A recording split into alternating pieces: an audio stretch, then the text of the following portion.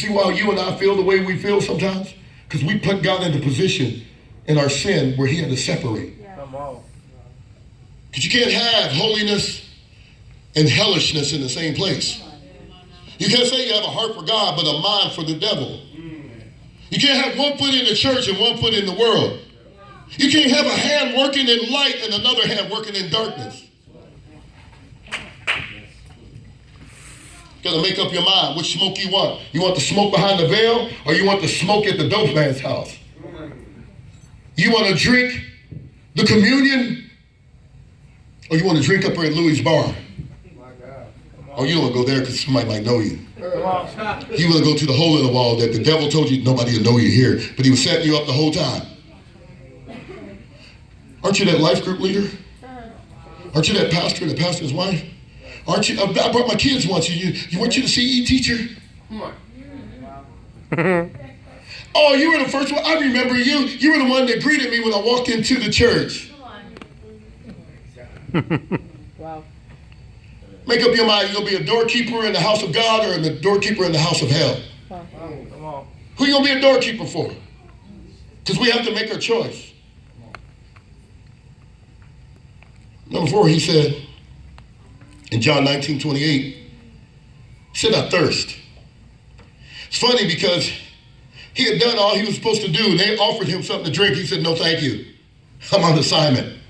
And you ought to say that next time Satan want to offer you a drink. Here, you'll feel better after this. No, thank you. I'm on assignment. See, his thirst wasn't for natural things. His thirst was for the supernatural. He wanted to take care of this business, glorify his Father, and get back to his presence. Oh, I wish there was people in here that you thirst for his presence, because he said, those that hunger and thirst for him, that he would fill them. See, you and I got to get back to having a hunger and thirst for the things of God.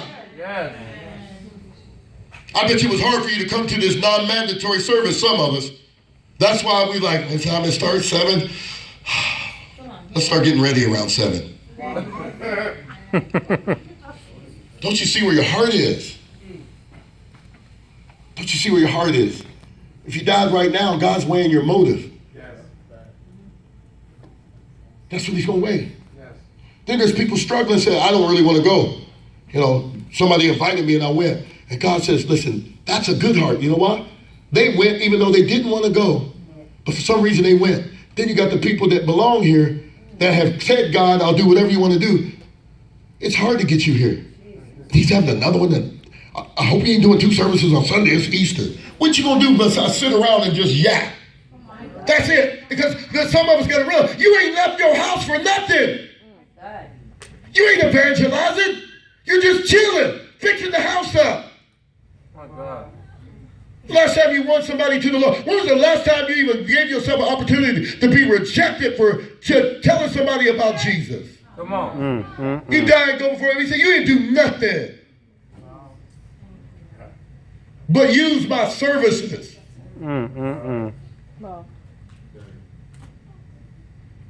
Because God knows what a thirsty man and a thirsty woman looks like.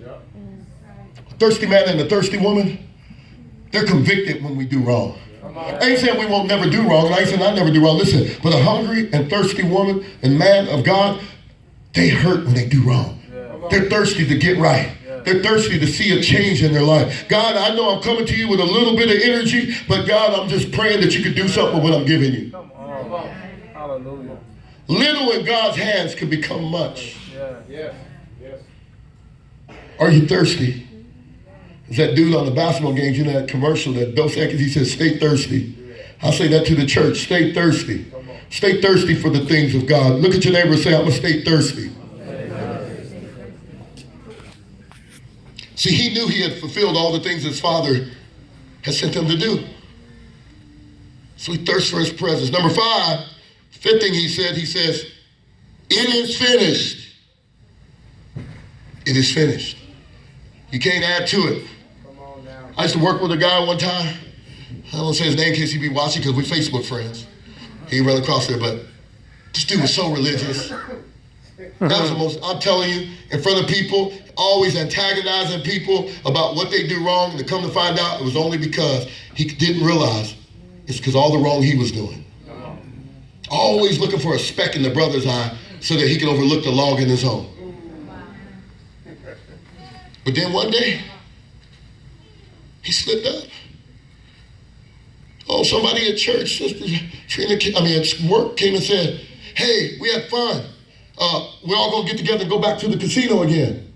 I said, "The what?" I said, yeah. They said, how come you don't go? I said, casino? I said, no, I can't be, I can't gamble like that. I sit in there, shooting dice, trying to hit a lick. When I was out there and I didn't know the Lord and everything, I said, it's just not good for us as Christians to go and be gambling like that. We know what the money goes to: extortion, prostitution. It's a gamble. I said, half the people that go probably don't tithe their church. And they said, well, he goes. And that put me and him in a bad spot. Yeah. But I ain't scared. Come on.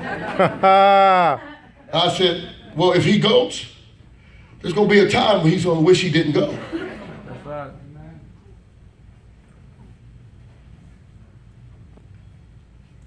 You actually went with a group of people, always talking about Jesus, dropping his latest verse.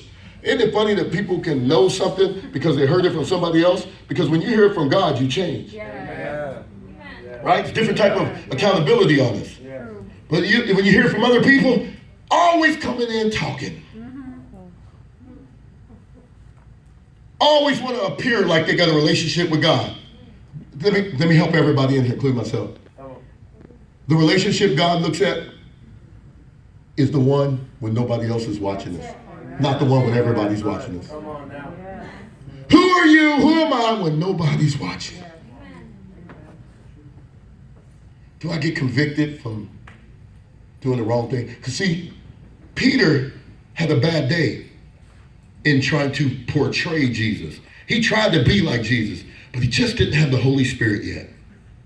Judas betrayed Jesus and had no intentions on following him, but he liked the benefits. He liked that the Lord gave him power over devils. He liked that everywhere they went, they looked like they were important. He loved going and showing up looking like, I'm better than you.